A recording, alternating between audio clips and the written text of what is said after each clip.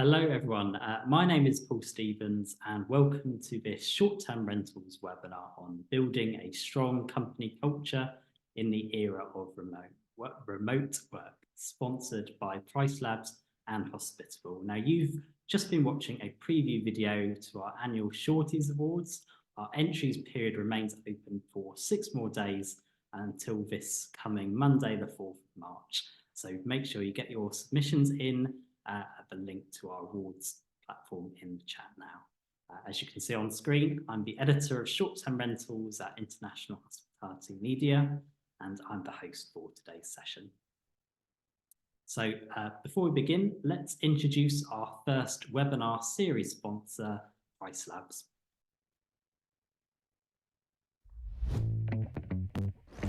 Price Labs, a leader in revenue management, is unveiling its breakthrough release. Discover the new hyperlocal pulse dynamic pricing algorithm.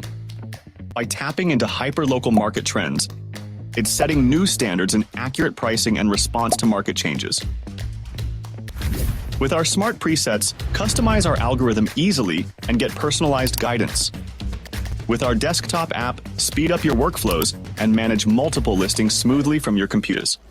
Experience our award-winning product created by a world-class data science team. With our global reach, anyone, anywhere can use Price Labs. Discover more game-changing updates crafted to propel your short-term rentals to success. Visit pricelabs.co/breakthrough today. So a big thank you to Price Labs for sponsoring this webinar series and our session today.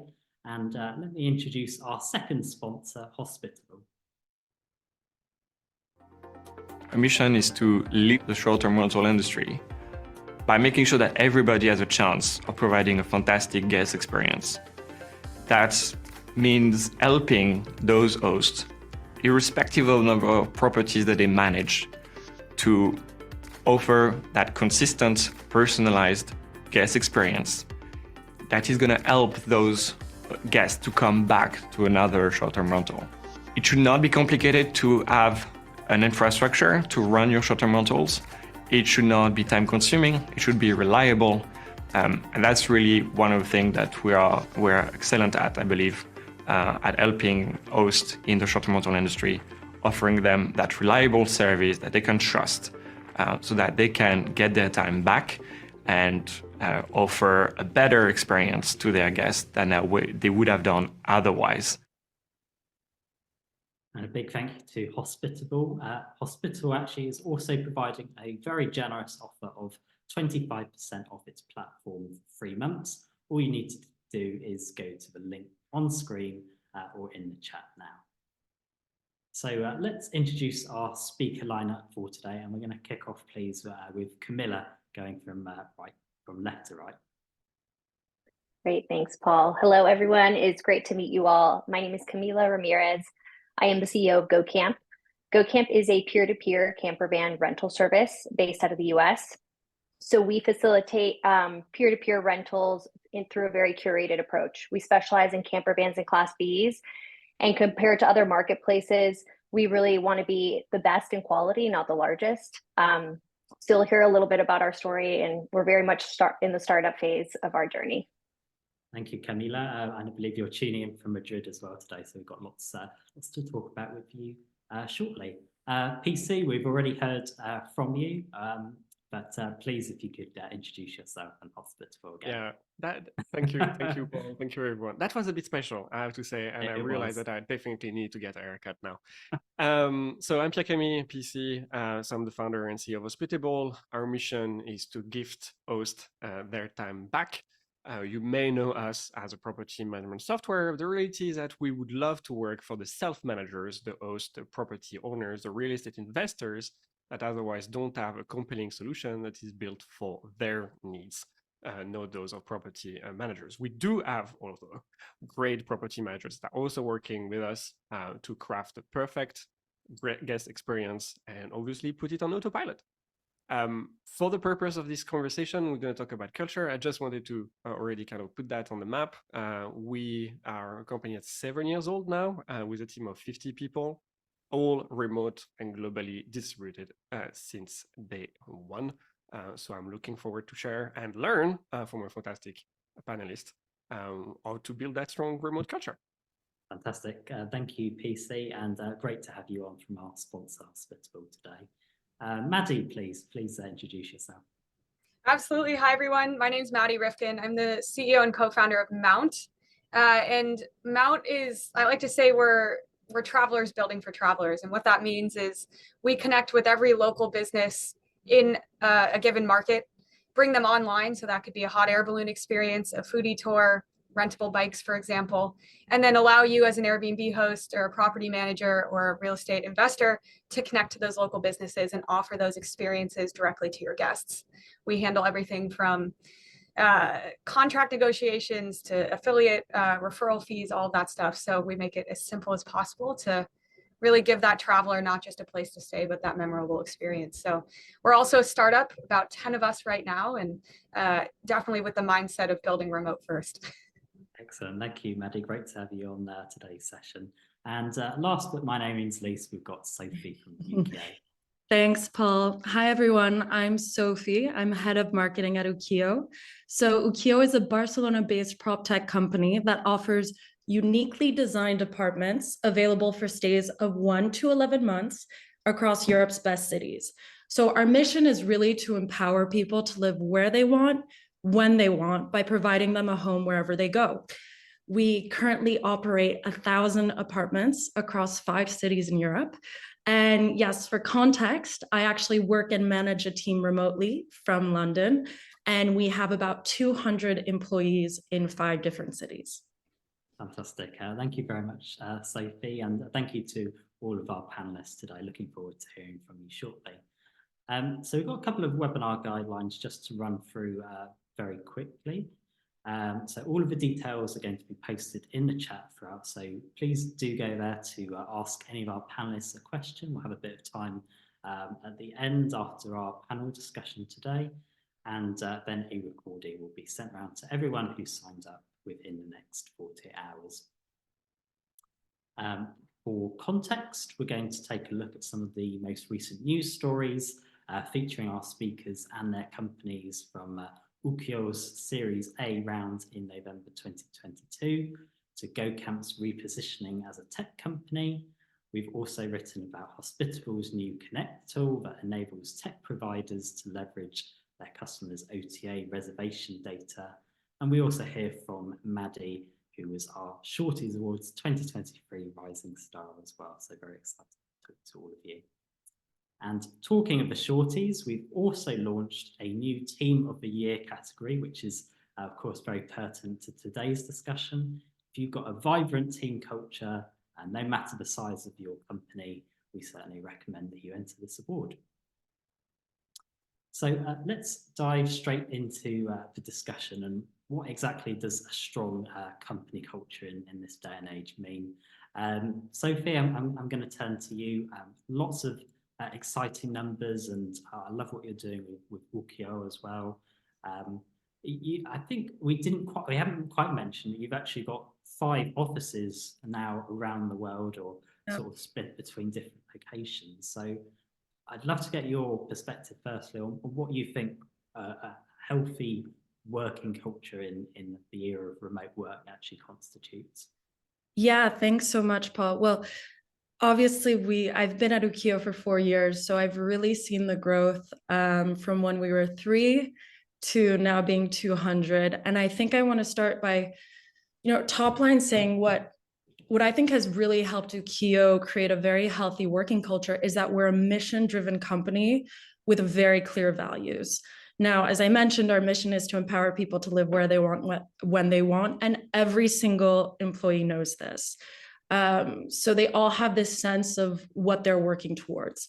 We then introduced about 1.5 years ago 5 employee values.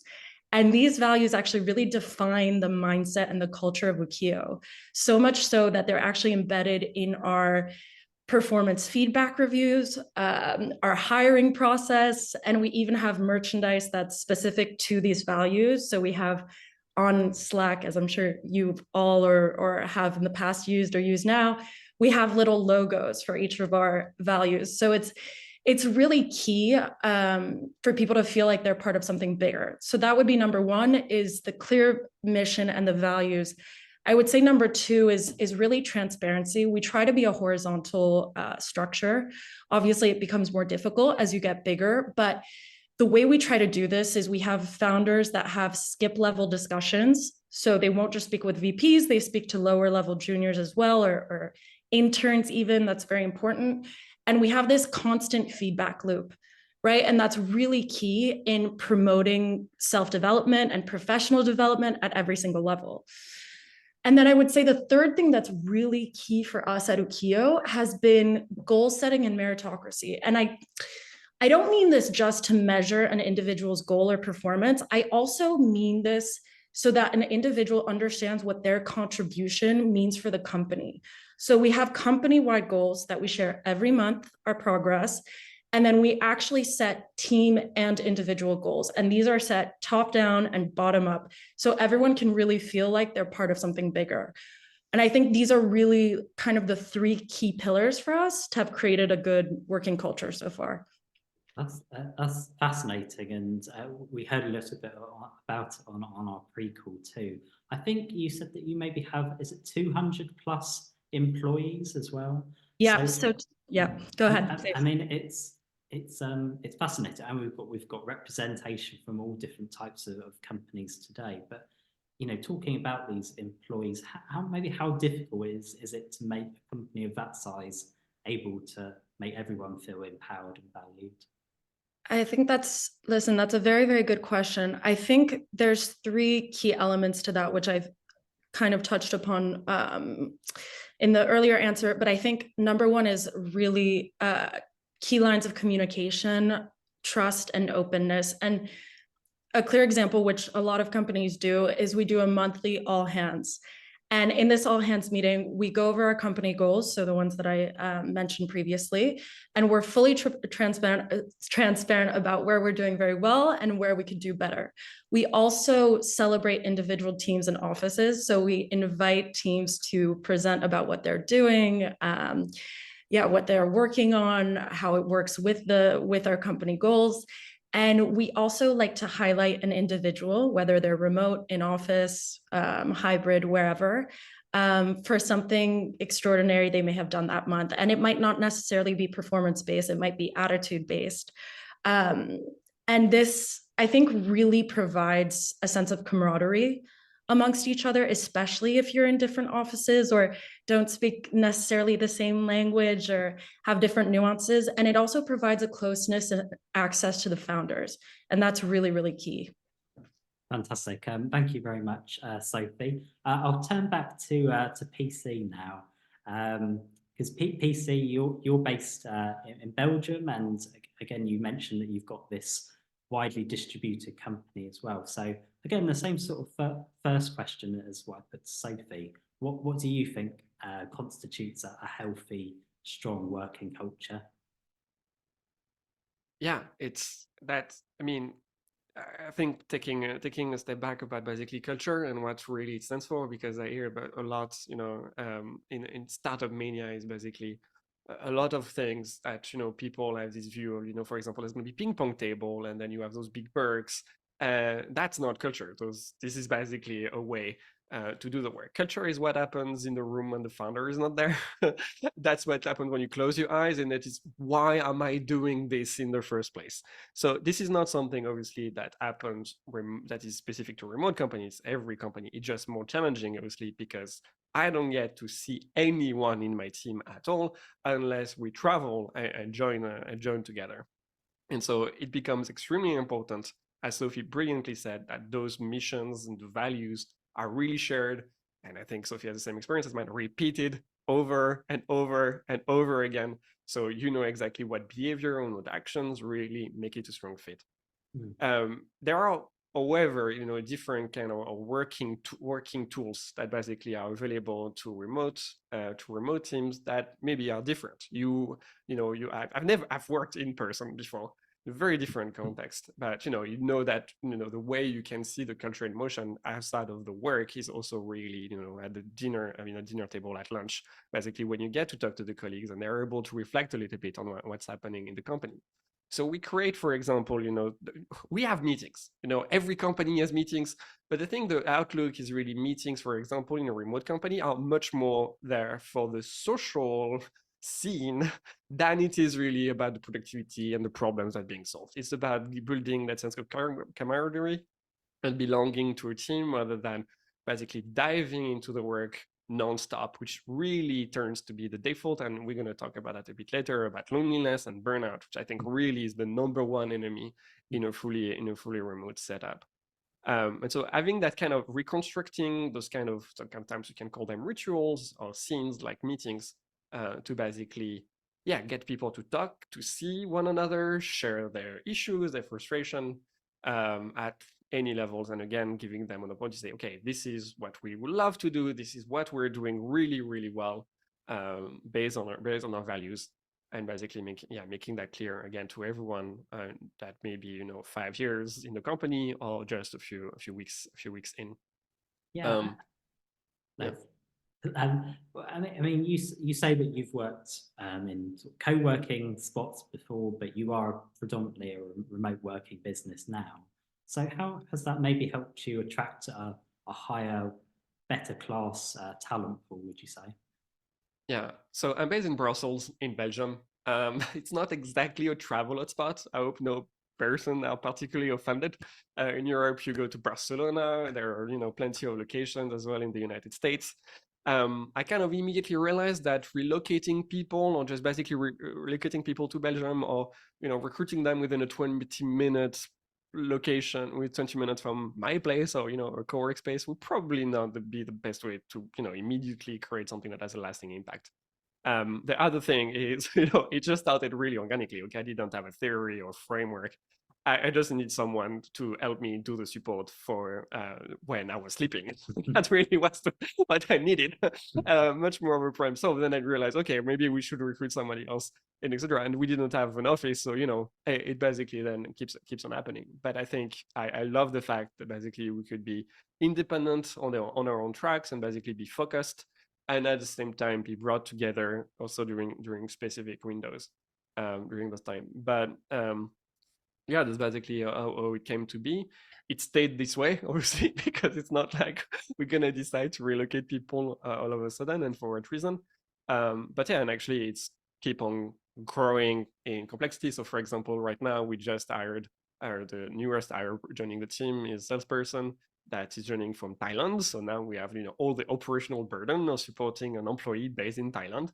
And it's always like micro problems that are really interesting to solve, but I'm happy we're now reached a stage where it's no longer my own immediate problem on a day-to-day basis, if I may say so, because that's honestly, there's a lot of opportunities, and I think one is really a very diversified talent pool. Every time we push a job ad, we can easily have 1,000 applicants. So that was really funny when you talk to other founders of other startups, like, oh my God, recruiting is so hard. Oh my God, yes, recruiting is so hard.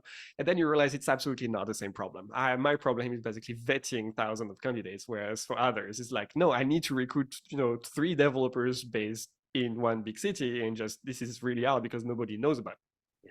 Yeah. The other part though, and we're going to talk about that, I'm sure, there are really a lot of things that should be repellent.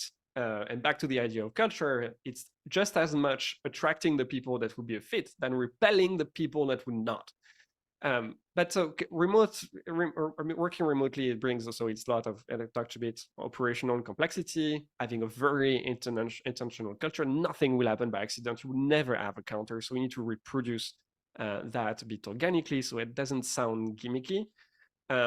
And just you still need to meet. There is no company, I think, in the world right now that works remotely that is 100% remote without ever face-to-face work. There is always room for face-to-face work, In our case, that's really, for example, when we need to dive a little bit deeper into strategy, when we onboarded a lot of people at the same time. It also can be, as a product company, we need to talk about roadmap, and it's always, a little bit of a tough conversation if that was just stuck to a Zoom meeting. Yeah, and thank you, PC. And we were saying before, it's quite ironic. I'm a remote worker naturally with my company IHM, but we're in an office today, so we're doing a bit of switching around. And Camila, you're one person who works remotely naturally, but you're also in Madrid today as well, and your company is a peer-to-peer camper van marketplace, etc. So from your perspective, what does a strong or healthy company culture look like to you, Camila? Yeah, absolutely. I don't want to repeat what everybody's saying, but you probably have seen me nodding along, which is really interesting because GoCamp, we are a very small company. We're, like I mentioned at the beginning of this, we're early stage startup. Despite the company being around since 2017, it was really at the end of 2021, starting of 22, that we got some investment through getting acquired by a larger company. And really we gave fuel to say, let's turn this small niche business and see how we can scale it. So I would say we're like kind of V2 in our very early stage, and we're a team of 7 people now. We've been the largest 17, so very small. But some of the things that both Sophie and PC mentioned are very, very relevant even for the business of our size. We're not at a stage where I think we have our mission and company values etched in stone. I think that's something like our values, we're still in our discovery phase to figure out what that really means. But at the same time, the piece around like camaraderie, culture, a shared purpose are still very much the same for us. The shared purpose is the key, right? Like in the startup world, again, I don't think anybody would join for anything else other than seeing that they can have a hand in actually moving this business or the goal or the vision forward. So quite honestly, our team is probably not here for the big paycheck and a lot of other benefits that large corporations provide, but they truly are here for either what we're doing as a business. And I truly believe it's also about the culture. And just tactically, and even hearing about both PC and Sophie, how you're distilling and working with your teams through meetings or shared communication in Slack. A piece that's been really helpful for us is communication. And I underlined it here in my notes, it's over communication. Quite honestly, at first, when I started in this role, our COO, Janice, and myself trying to figure out how we actually manage a remote team, it felt somewhat uncomfortable for me, right? All the Slack channels, I tend to be much more of, heads down, blinders on type of person when I'm in work mode. But really to be effective and create a really great culture remotely as a leader or even just as a team member, I think over communication is key. Over communicate, and then folks can decide if they opt out to that communication, if they, kind of just buzz through your email and archive it, or if they really are interested in the topic, they can chime in and contribute to it. So I think giving the opportunity for everyone to be aware about what's going on in the company is important. And that starts with communicating as much as you possibly can to allow folks that space. Absolutely. I totally agree, Camila. And we can touch a little bit more on how you're creating this collaborative working culture shortly. Maddie, again, a completely different business we've got represented here today. Your whole business with Mount is about helping vacation rental guests book activities or improve their experience and sort of streamlining the admin side of property management. So why ultimately do you encourage your employees to partake in remote work? Yeah, it's a great question. I'll take it from a slightly different angle just for the sake of not repeating the amazing answers of everyone else. But I had I guess, unique experience building Mount in that I only graduated college like 2 years ago. So I actually graduated and did my last year of college during COVID. So the remote work environment is all I've ever known. I didn't get the opportunity to ever work in an office because I graduated not long ago. And so for me, building a remote culture, that's just what was known. I finished school doing that way. And so there was never any other question of if we would have an in-person office. And I think, the unique thing when you build a startup too, is like you have very limited resources. And for me, not having to spend a majority of those resources on an in-person office and commuting time and all these extra things you realize you aren't necessary when you're working remote is super beneficial, and you can put those resources other places. So for us, we work remote for that reason, but also we're all travelers at Mount. Like, that is how we hire. It's our first question in an interview is, what's your favorite spot to travel and why do you do it? And so for us, if we were to work in an office, it would go against everything we believe in, which is we're building for travelers, and we want you to get out there and experience what Mount is in the wild, so you can build a better product for our company and push Mount forward. So that's built into the mission and vision of what we're doing. So it's always been remote for us, and not a question to go back the other way, I think. No, I love that, Maddie. I guess I should ask, what is your actual favorite spot to travel? Oh gosh, I mean, this industry brings me everywhere, so I'm super lucky to be in an industry that is travel. But Porto, I think, was one of my favorites in the last few years, just because I'd never been to Portugal. It wasn't Lisbon, so it was kind of more off the beaten path. And I got to go up to the Douro Valley and do the whole wine. And that is now how I travel, is I will travel and choose the local alcohol of choice. So whether it be like a local beer or wine and do a tasting. So that's how I like to travel. No, I have to say, from going to Porto last year, I would also agree with you on that one. Thank you, Maddie, and thank you, everyone. We have actually got so we conducted a sort of fairly small scale LinkedIn poll last week. And I think we've got the results that we can show on screen now. And we put out the question, do you prefer working remotely in an office / co-working space or hybrid? The results were working hybrid 53%, working remotely 40%, and working in an office co-working space. So feel free to put your comments in the chat if there's anything that you agree with, if there's anything you disagree with, or that you're surprised by, and maybe we can work that into some of our answers as well. So it's an interesting look into the psyche of travellers and workers nowadays. Camila, I'll turn back to you as well, because you said you're quite a small team. Is it a team of about 7 people now, I think? That's right, yep. How do you, within that company, how do you create sort of space to forge connections and real meaningful conversations about the culture? Oh, so many ways. You might need to cut me off if I go on a tangent here. I think one piece, to not get too theoretical, it really just starts with the intention. I mentioned her before, but again, our COO has really been the backbone to the culture piece for our team, even with our employee handbook, not making it just black and white about rules and regulations, but really around what our culture means to us, and then helping us execute on it. So first, holding that space, I think, as leaders for what you want that culture to be, and really making sure you hold that as a top priority. Absolutely pushing the business forward is paramount, but I would say, if not more than that, it should be really your culture and your team, number one. And then really, for us to get specific about things we do, it's runs the gamut from tons of Slack channels, maybe too much for the size of our company, but Slack channels that are specifically around just having fun and building connection, right? We have Kudos Slack channel, which is to give recognition to one another. And just, I think, like Sophie said, not just related professionally or to work, but it could just be for attitude or for kind things that someone has done. To Slack channels, random, to book club, to travel channel. I think at one point we had like dog channel where people shared things about their pets.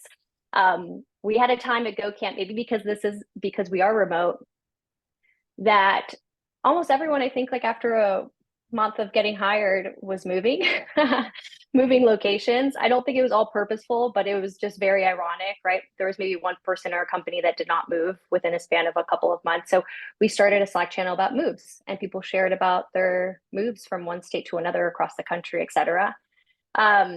And then, more of the meeting space besides using Slack is carving, again, intentionally time for culture and connection. It's very easy in many businesses, right? You're trying to push things forward, and especially in a startup, you're trying to survive and get to this next phase, to say, we're just meeting to be productive. And really, that's going to be detrimental for any culture. So we carve space like monthly lunch get-togethers where we're not allowed to talk about work. And mostly that rules for me. Not because, you know, I get excited about things, but the team is just fine, you know, chatting about just personal things. And that's what really allows you to connect with one another, and that quote unquote water cooler talk that you would have in an office that we don't have today. And I think we have done a really good job, or our team really has done a great job of creating that culture themselves, like bottom up, that the other initiatives have not been anywhere from our leaders, like top down. One of our team members who used to be with us teaches yoga, and she volunteered and asked if she could lead yoga sessions for anyone who wanted on Fridays. The book club idea was brought up by another team member. Another team member of ours for birthdays wanted to take it up upon themselves to actually send small gifts for birthdays. So we allotted a small budget for that, but she owns it. She wants to own it. And I think we have a spreadsheet around people's favorite restaurants in their local area, or coffee shops, or food, and then they get a care package for their birthday. So all of these things, it's, you know, I think it starts again top from holding space for it to be a priority, and then empowering your team to say, well, whatever you want to do with it, take it. And then that's what really builds momentum around a really thriving, great culture. Thank you, Camila. Sort of, yeah, changing tack slightly here. Back to Sophie with Ukio, and yeah, I guess how do you again make your company employees feel valued here? I've written down samurai, because I know that's something we wanted to touch on as well. So can you talk a little bit about all of that? Yeah, of course. So first of all, for context, the samurai is actually one of our values. So our 5 key values are: be a samurai, raise the bar, act like an owner, embrace the journey, and put community first. So I'll talk a lot about them, but I think when you're at this stage of a company that we're at, we're more of a scale up, and we do have so many employees.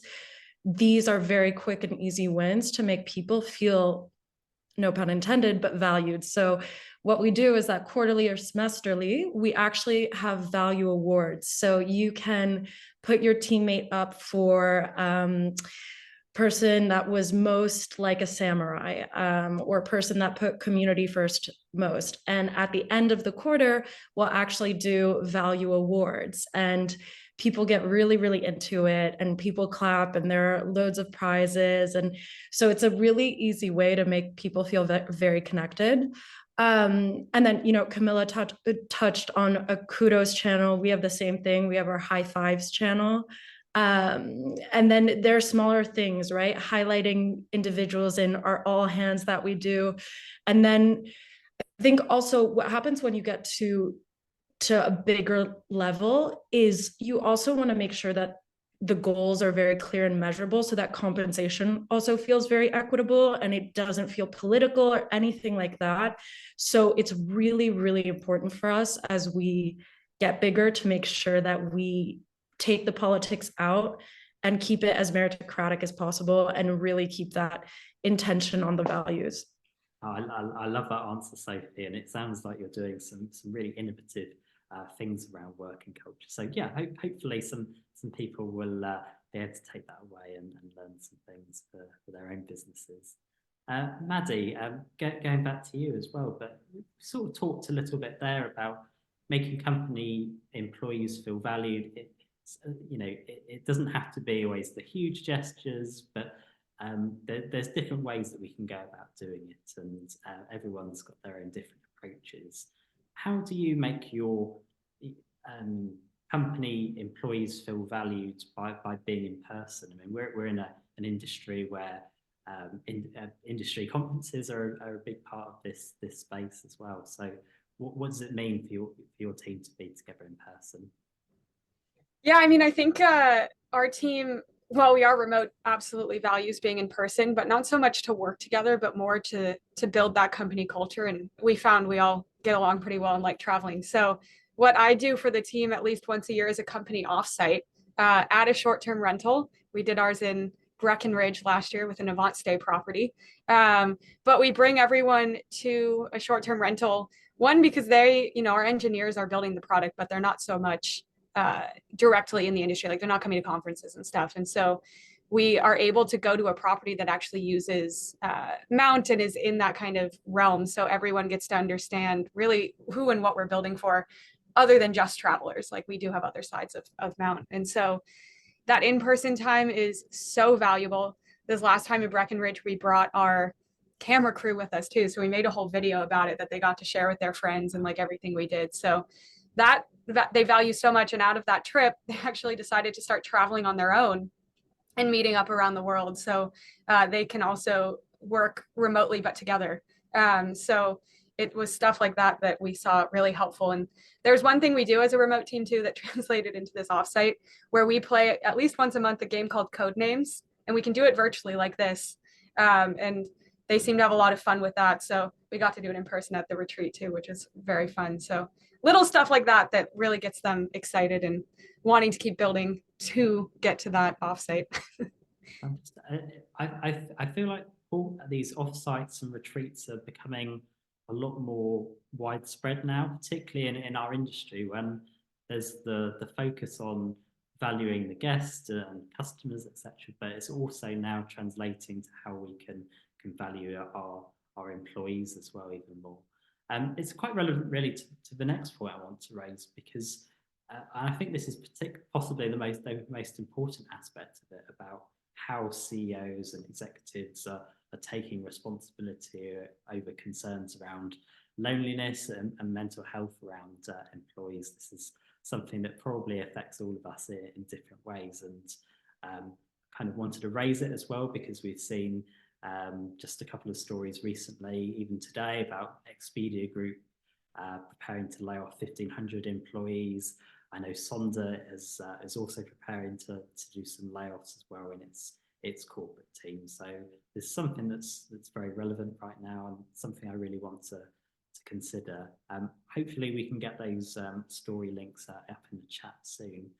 Maddie, I will come back to you just as you're on my screen now. But why is it important for you personally to create this open culture around mental health, particularly if someone is struggling with the remote working aspect? Yeah, I mean, I think for us, it's something that we've always openly talked about. I don't know if it's growing up in a generation that just openly talked about mental health more than previous generations, but I'm very aware that we are working at a startup, and that comes with burnout. Like that just is something that happens. And so that's what we openly talk about. We have daily stand-ups. So, I check in with the team and just make sure that they're aware that I don't want them working to the point of burnout. And so I guess for this one, since it is so personal to everyone and they look at mental health differently, what I do is just try and lead by example. So I will take what I call mental health day now and then, just because I message the team on Slack and I'm like, look, guys, we've had a huge week, a huge month, and if I work today, we'll probably be less productive tomorrow. So I'm going to take a mental health day, and that seems to help them feel comfortable to also do that. And so I think we've always just been pretty open and transparent about it, and all support each other too, because at the end of the day, your employees are getting the job done and you wouldn't be here without them. So, pushing them to burnout is not the place to be. Thank you, Maddie. That's quite an honest answer. And I'd like to hear what our other panelists have got to say. PC, I know you've got some interesting thoughts about how you're prioritizing employee well-being at Hospitable.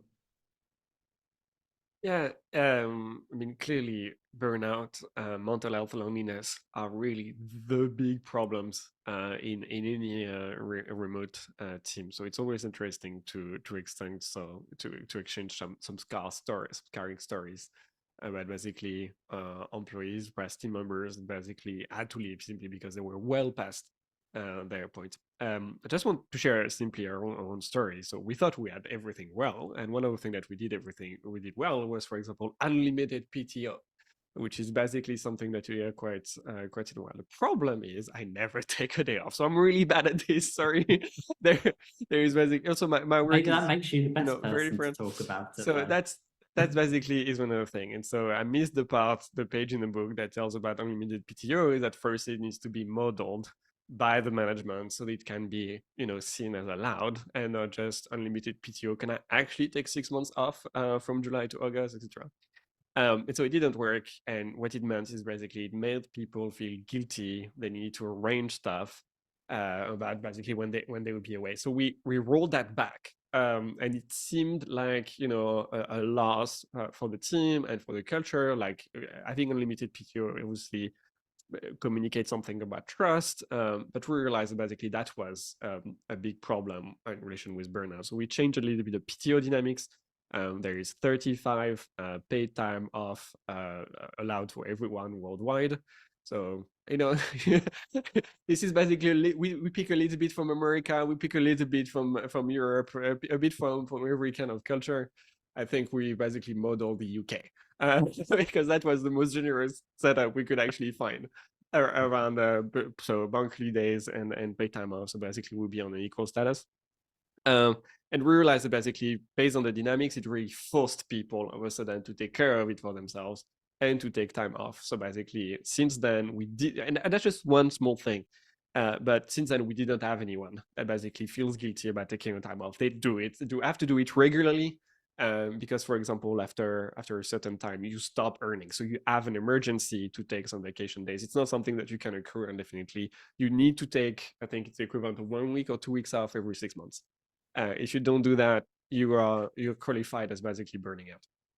And to be fair, I'm not at my top balance. So I have taken some time off. I think the other thing about burnout is this is not, I think, you know, after some time, it's not an individual problem.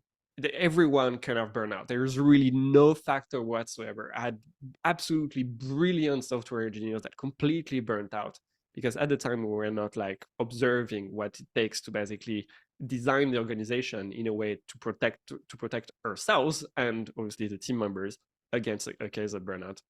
I think having a small team, ideally, I would have no more than 3 people in any single team, but always 3 people in any single team. So whether that's development on a particular project, 3 people seems like honestly a max. After that, it starts to be a bit complicated from a social standpoint. Second part is, you know, give projects at a high level, don't get into the nitty-gritty, obviously never micromanage. And the third part, so you have to trust people, you have to do people that basically would do a great job, even when they're not being asked to. And they would, if they were not working at a company like Hospitable, they would probably do the same thing elsewhere anyway. The third part is basically constant nudges of appreciation. When you are never appreciated whatsoever by people that you recognize as people that are valid in giving, in sharing that feedback, you'll basically drown very easily in a sea of loneliness. So of course we have the same. For us, it's not kudos, it's not Bravo, it's the Bravo channel. But basically, yeah, we don't have, for example, we don't have bonuses. For any reason, except if you're a salesperson, we had to let that go. But we for example, like you need to basically be appreciated by your colleagues. You need to broadcast also what it is that you're working on. So when there is that new feature, it cannot be a silent release, which obviously has an operational impact. It is something that needs to be broadcasted. And you will realize that actually, for example, as an engineer, people that are on the support side realize, oh gosh, finally, I can go back to that customer saying that issue has been solved, or we have that new feature. And that typically means a rain of tacos. That's in our case, that basically can be then redeemed. So, and actually realize that it's kind of the equivalent of a small team. That are worth of gift cards that are sent to people. So the bonuses are actually something that is given by everyone in the team and is really appreciated. It's actually quite a bit of a compensation compliment, I realized, which is good. And just like, it's more like about small touches of gratification, like, hey, you did a great job, you're appreciated on this part, rather than basically having to wait for performance review when it's going to be a bit top down. It's very challenging to basically have a dynamic of collaboration when it's about feedback. That's basically, and it doesn't scale really well in my view, in my little experience. So having those kind of little nudges, I think, really helped people feeling appreciated for their work. Excellent. I think my key takeaway from that is the little nudges of appreciation, and I think sometimes those small gestures can go a really long way, and it goes to show that companies can feel valued in different ways. Sophie, at Ukio, you're doing some very interesting things around making your employees feel valued. How are you also creating this sense of connection and openness within your organization? Yeah, I think, going on what my other panelists have said, and I think Camilla brought up this over communication, and then PC kind of just reinforced it. It's really true that this sense of having to overly communicate, and it's some of the best feedback I got actually when I was starting out working remotely is over communicate. It makes a really big difference. So to think about something a little bit different, which you guys have also touched on, is at the end of the day, whether you're hybrid, remote, or in office, connection is created by being in person in some way, shape, or form. Obviously, with 200 people, it's more difficult to do. With remote, it's a little bit more difficult to do, but I can tell that everyone's putting a lot of emphasis on doing events. So at Ukio, we'll invite remote workers to our headquarters in Barcelona for events, or we provide larger budgets for them to do events or meet up wherever they can. We do monthly events with our entire office. We encourage outings for each department and as well between different teams. That's really, really key, because as you get bigger, you can tend to work in silos, and we really want to avoid that at all costs. And then obviously, yeah, we provide benefits for our employees as well.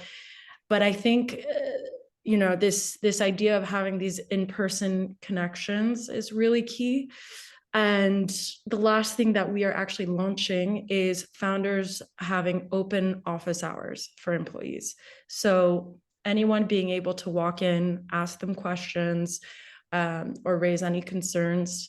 Yeah, I think this all kind of contributes to this sense of, you know, if you're having a problem or a doubt, or if you're feeling burnt out, not keeping it to yourself and being able to find an avenue or a person with which you can talk to. Thank you.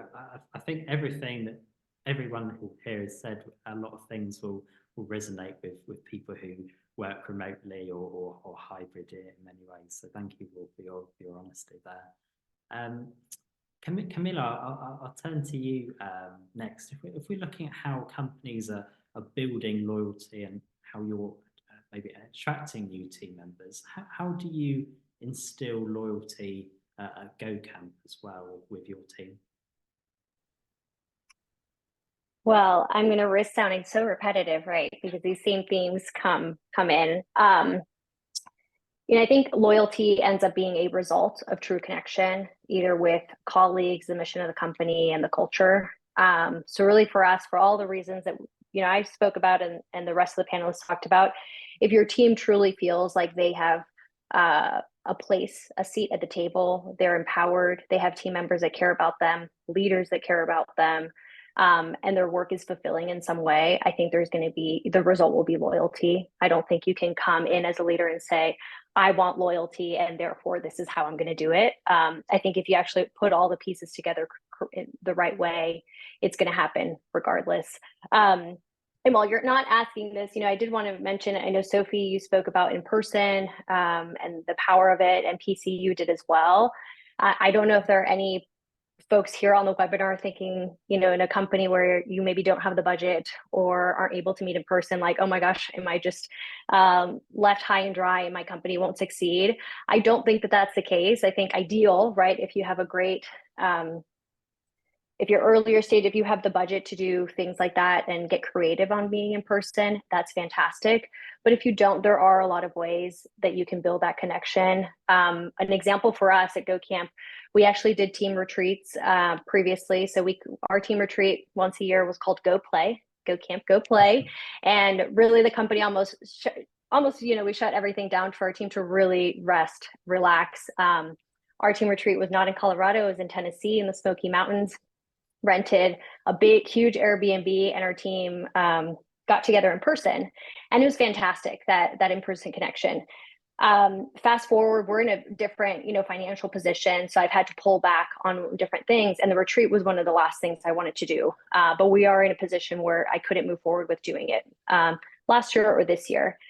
And what is really interesting is while it's fantastic, I don't think it has been detrimental to not have it, because in fact, when we went to our first team retreat, the company, we had all been together for a little over a year, and most people had not met each other in person. And the team retreat, when everyone arrived, was not like, Paul, Maddie, great to meet you, handshake. It was almost drop the bags, running, hugging each other, and saying like as if they were family members or friends for a lifetime. So for us, what we have done, and this was, again, not top down in any way, for tips for folks listening here, is if you can't meet in person, video calls, cameras on. It might seem draining sometimes, but having a year with your colleagues of always seeing their face and actually being engaged in conversation, it's almost as close as being in person. It won't replace it, but it can get you very, very close. And then hopefully you and your company could get to a place where you do have the budget, or you can get creative with events, and then really facilitate the true in-person connection. Thank you so much there for that answer, Camila. I'll remind everyone as well in the chat, please do post any questions you have in the chat for any of our excellent speakers today, and we'll try and find a little bit of time in the remaining couple of minutes to go through them. Maddie, I'll come to you next. I'll kind of tie two questions together a little bit, because you've got this really interesting culture index when it comes to attracting new team members and seeing who's viable for your business. How do you think things like that are going to be important for building a healthy long-term culture moving forward? Oh man, that was a good question. So for context, for those that don't know, the culture index is essentially a survey we have literally everyone take that wants to work for Mount, and it gives us really good insight into how they like to work, potentially how they like to be managed, and just pretty much anything you need to know about an employee. And Mount is quite unique in this regard, in that we do all of our hiring from TikTok. So we show our company culture on TikTok. One of our teammates runs it, Casey, and she will just make videos with other people that are on the Mount team when she sees them and when she's traveling. And so naturally we get people who are like, wow, this is a really cool company culture. Like, we want to work here. And so we've had a few videos go viral, and I physically cannot look at thousands of resumes at a time. So the culture index is actually quite helpful, because I can have all these people take it. They're now in our database, and I can look at their profiles, figure out what role they would be good for at Mount, and start hiring that way. So if anyone is following Mount, you'll notice we don't ever put out formal roles, and it's because I just use the culture index to figure out what people where they would fit, and then bring them in for an interview. So we hire quite differently. But the culture index, I exposed our entire team to it. I brought in an expert from the company of culture index. He talked through the entire team, showed them about their profiles, also showed them how they would interact and communicate with other people on the team. And we went from having like very heated debates on Mount because people just couldn't understand their communication styles, to having a lot of cohesion and just thoughtful conversations, because now we know how to talk to each other and how people perceive information and stuff like that. So it's been very helpful. I love these sort of psychometric things, or where people can match up different values and see which sort of employees are viable for different businesses. So it'd be really interesting actually to see if the TikTok trend is going to catch on, knowing how popular that is among particularly younger demographics. TC, you've got a different approach with Hospitable, but can you talk a little bit about how you attract candidates, but also turn down candidates that you see maybe don't fit your culture so well? Yeah, I mean, one of the initiatives that we have in particular, so we do advertise for a job ad, and we realized that sorry, that's not a dunk on anyone, but just we wanted to basically have every position being competitive. But one of the things that we realized was simply you need to have people to be having candidates to be informed about what it is that we're doing, because obviously very likely the odds are they have no clue what this industry is even about. They, for example, for our last recruitment campaign, they're doing sales at Stripe. Why the hell would they know anything about the property management, whatever software? And especially joining about the company, what's the team like, what's the opportunity? Because I think especially now we have a lot of candidates that are really doing a bit of a due diligence. It's not I need to get a job. No, I really I'm going to be spending quite some time there. It's the most scarce resource I ever have. So especially in a tech company, I want to work on a company that's probably going to have a very big outcome, and at least try my luck. So we have an applicant handbook that basically is documenting everything that we have that we thought would be interesting to be sharing. So obviously there's a team composition with our notable avatars. So that the avatar is, for example, one thing that for remote work is just simply we could not have anyone on the same picture. So we want to have everybody feeling that they're part of the company. So okay, let's have an illustrator doing that for us, because it's still an illustrator that does that. And then we actually shared a few bit of nuggets. So what are the financials? What's the compensation like? How much money is a CEO making? Is actually something completely transparent. I feel a bit vulnerable to be honest, but it just is something that's public information, and we want people to be a bit gobsmacked by that and taken aback. So that's probably one of the parts where it's probably more European influence. It's always a shocker when we recruit for in the Americas.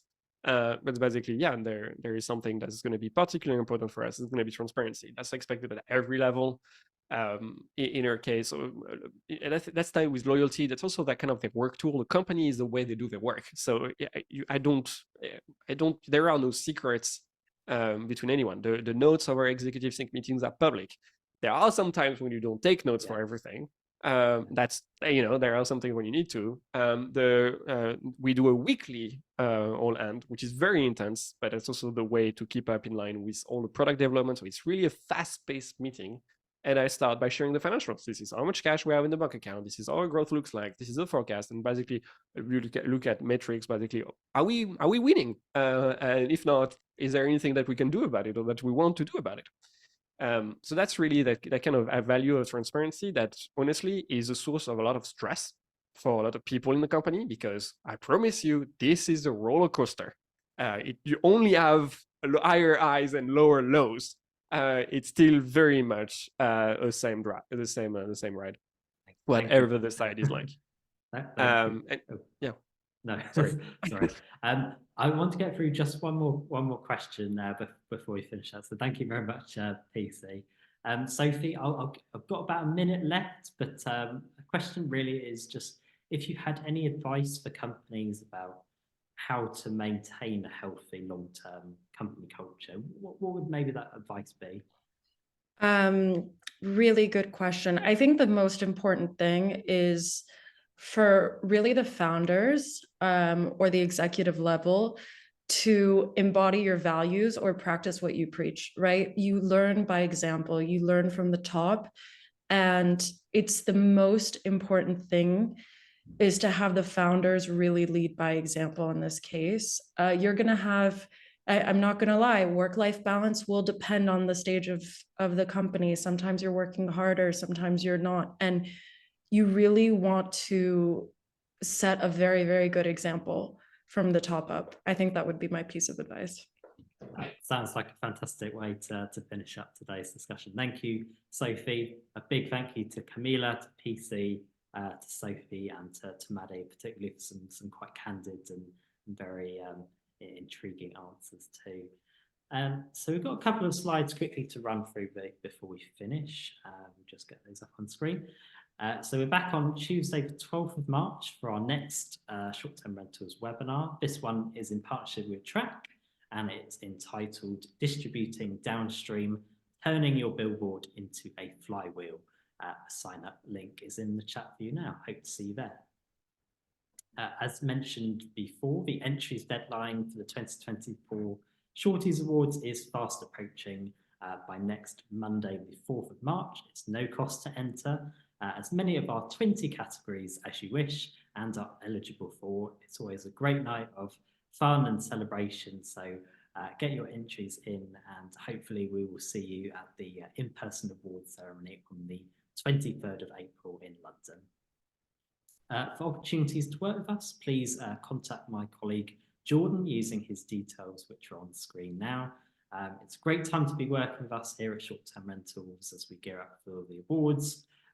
So why not get involved both with entries and maybe supporting us as an award sponsor too. We're going to keep the session open just for another 2 minutes if you want to jot down any of the details that you've seen in the chat today. Big thank you to Price Labs and Hospitable. Big thank you also to our excellent speakers, and of course, a big thank you to everyone tuning in today. We'll see you all again very soon. Thank you very much, everyone.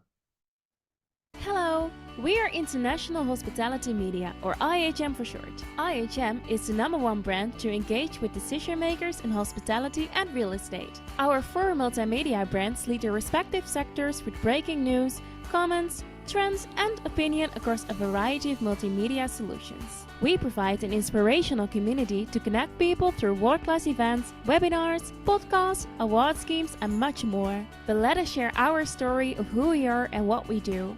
Over 10 years ago, Piers & George had a light bulb moment to provide expert opinion, comments, and low-cost digital content.